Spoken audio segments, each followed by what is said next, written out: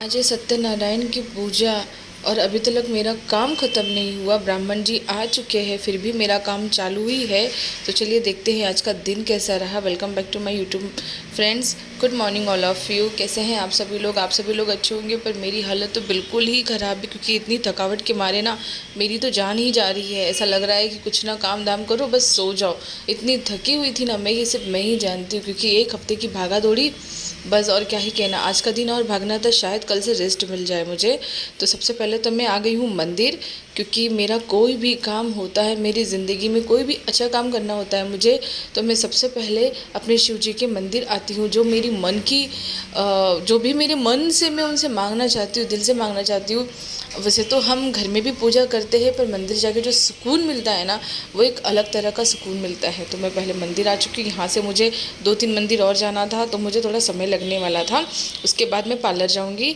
मंदिर वगैरह के दर्शन तो हो गए। शिव जी के मंदिर से जाने के बाद में मैं गणपति जी के मंदिर गई। वहाँ से मैंने कुछ फ्लावर्स वगैरह लिया, गणपति जी के दर्शन किए, उनके हाथ जोड़े, भगवान से यही प्रार्थना की कि जैसा मेरा काम शुरू किया है मैंने, सब अच्छा हो। फिर वहाँ से हनुमान जी के मंदिर गई, फिर पार्लर आई, और पार्लर आकर जो मेरा मूड ख़राब हुआ था वो तो बस मैं ही जानती थी। मुझे आने में थोड़ा समय लग गया, 10 साढ़े 10 बज गया।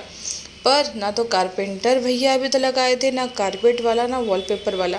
समझ नहीं आ रहा था कैसे सारा काम 4 बजे तक कंप्लीट होगा। इतनी टेंशन में थी लिटरली, मतलब मुझे तो बस रोना ही आ रहा था कि मतलब क्या होगा, कैसे होगा, कुछ समझ ही नहीं आ रहा था। क्योंकि मुझे तो मतलब सब लोग कह रहे थे डेट्स आगे बढ़ा दो, बट कुछ प्रॉब्लम्स की वजह से मैं डेट आगे नहीं बढ़ा सकती थी। इसके लिए मुझे जो भी करना था सब आज ही करना था। अभी ये चीज़ें तो मैं बार बार सभी को समझा नहीं सकती ना, तो मैंने भी ठान ली थी आज करना है तो आज करना है, चाहे कैसे भी करके ख़त्म करना ही है। फिर मैंने कारपेंटर भैया को फ़ोन किया। मैंने कहा भैया आप जल्दी से भेज दीजिए, क्योंकि मुझे ना काफ़ी समय हो जाएगा बाकी की चीज़ें डेकोरेट करते करते। फाइनली कारपेंटर भैया आ गए थे 11:30 बजे। अब वो 11:30 बजे आ गए और लाइट चली गई थी।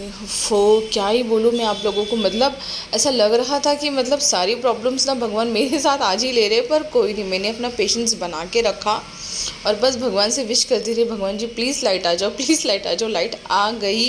कारपेंटर भैया के सारे काम हो गए थे। सारे काम मतलब 80% के काम हो चुके थे। जो उनको फिनिशिंग वगैरह करना था वो सारा वो कर चुके थे। उसके बाद उनको ग्लास वगैरह लाने जाना था, तो उसका मेजरमेंट लेकर वो ग्लास लेने चले गए, क्योंकि ग्लास के बिना तो बिल्कुल भी अच्छा नहीं लगेगा।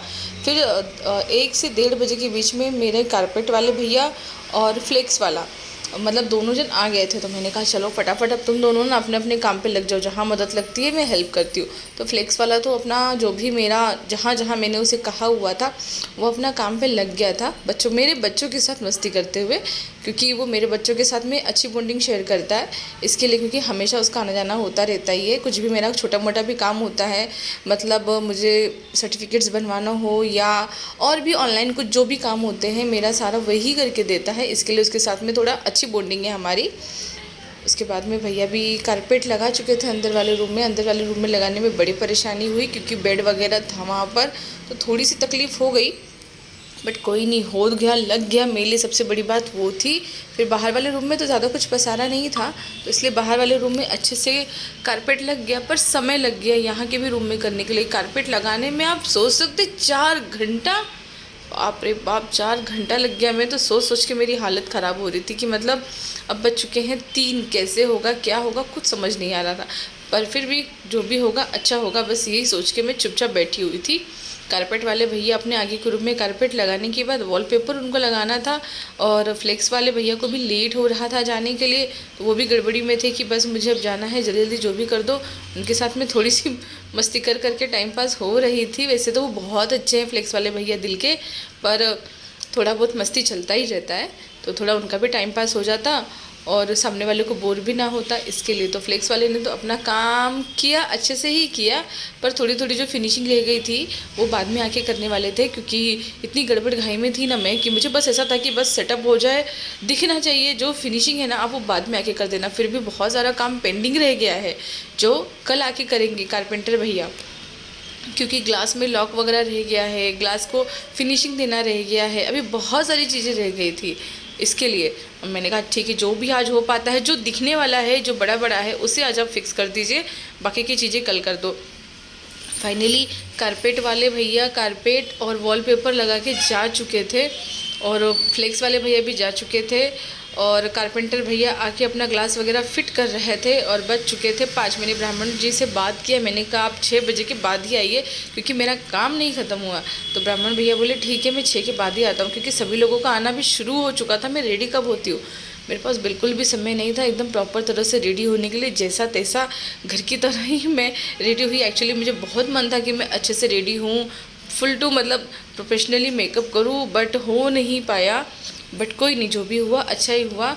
फिर मेरे सर्टिफिकेट्स डिस्प्ले के लिए रह गए थे। रेखा और मेरी फ्रेंड एक आई हुई थी मधु, उसको मैंने कहा यार तुम दोनों मिलके जो तुम लोगों को जैसा लगे ना वहाँ डिस्प्ले करवा दो, क्योंकि अभी मेरे पास बिल्कुल भी वक्त नहीं है। ब्राह्मण जी पहुँच चुके थे, वो वेट कर रहे थे नीचे खड़े होके कि मतलब कोई उनको पिक करने जाए, इसीलिए।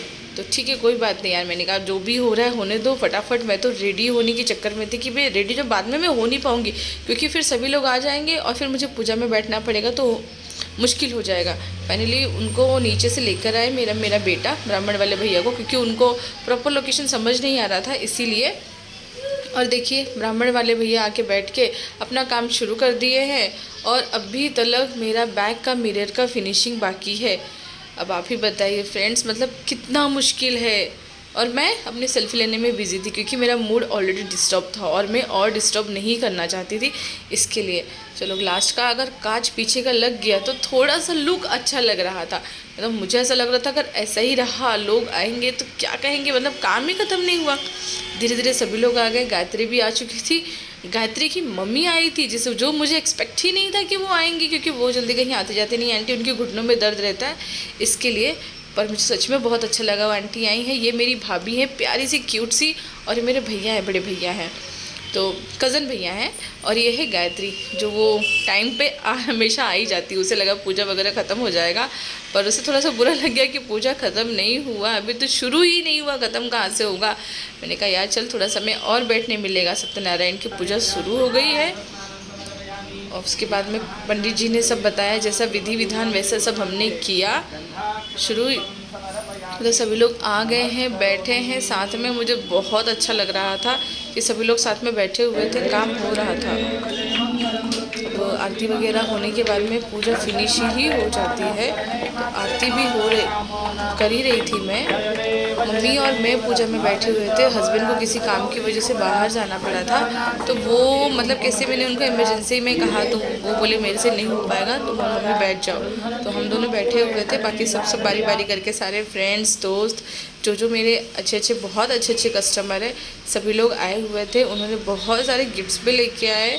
मैंने गिफ्ट्स की एक्सपेक्टेशन नहीं की थी किसी से, क्योंकि मुझे सबके ब्लेसिंग्स चाहिए थे, तो वो तो सबके मेरे साथ हैं, लेकिन फिर भी गिफ्ट्स भी मिल गए तो बहुत ही अच्छा लगा, क्योंकि सारे गिफ्ट्स डिस्प्ले वाले ही थे और मुझे सब डिस्प्ले ही करना था।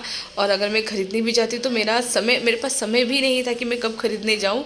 तो मुझे बहुत ही अच्छा लगा कि सभी लोग मेरे लिए डिस्प्ले का ही गिफ्ट लेके आए। आप सभी लोगों को थैंक यू वेरी मच मेरे लिए गिफ्ट्स लाने के लिए, सभी लोगों को, क्योंकि सभी लोग मेरे चैनल्स को देखते हो, तो उसके लिए thank you so much. Gifts लाने के लिए मैं और मेरा छोटा बेटा हम दोनों मिलके पैकिंग खोल रहे थे। उससे तो एक भी पैकिंग नहीं खुली, मेरे से सारी पैकिंग खुल गई।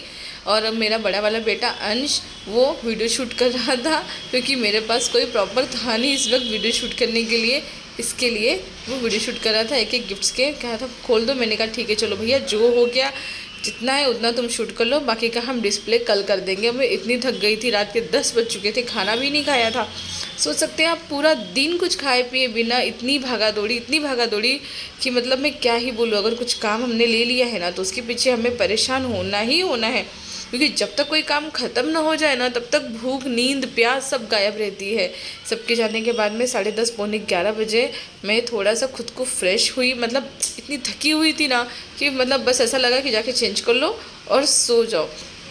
तो सारा काम तो ख़त्म हो चुका था। आप लोगों को कैसा लगा ब्लॉग प्लीज़ कमेंट करके बताइएगा। Thank you for watching.